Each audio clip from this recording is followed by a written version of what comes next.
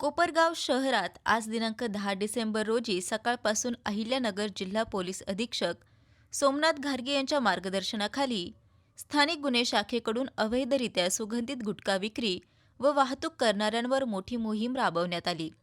या मोहिमेत 2 ठिकाणी सलग धडक छापेमाऱ्या करून मोठ्या प्रमाणात अवैध गुटखा जप्त करण्यात आला.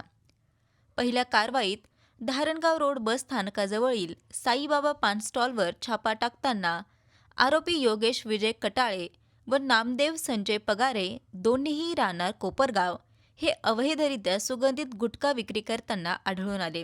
पथकाने स्टॉलमधून 15,000 रुपये किमतीचा गुटखा मुद्देमाल जप्त केला व दोन्ही आरोपींना ताब्यात घेतले. दरम्यान दुसऱ्या ठिकाणी कोपरगाव शहरातील टाकळी फाटा परिसरात MH20 CH 6285 क्रमांकाची पांढरी स्विफ्ट कार अवैधरित्या गुटखा वाहून नेत असल्याची माहिती मिळताच LCB पथकाने तत्काळ वाहनाचा पाठलाग करून झडती घेतली. झडतीत 25,000 रुपये किमतीचा सुगंधित गुटखा आढळून आला. या कारवाईत प्रमोद सजन बोथरा राहणार कोपरगाव यास ताब्यात घेतले असून यात सामील असलेला येवला येथील मुस्ताक अब्बास सय्यद हा मात्र फरार झाला आहे. दोन्ही कारवाईंमध्ये अंदाजे 40,000 रुपयांचा सुगंधित तंबाखू व गुटखा आणि एक स्विफ्ट कार असा एकूण 2,43,000 रुपये किमतीचा मुद्देमाल पोलिसांनी जप्त केला आहे.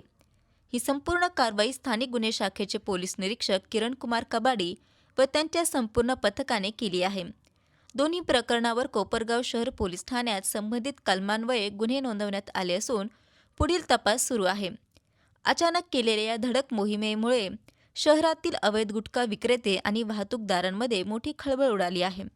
नागरिकांनी पोलिसांच्या या कारवाईचे कौतुक केले असून अशा कारवाईचे सातत्य पोलिसांनी नेहमी ठेवावे असे देखील बोलले जात आहे. संवाद महाराष्ट्रासाठी रवी वाघडकर, कोपरगाव.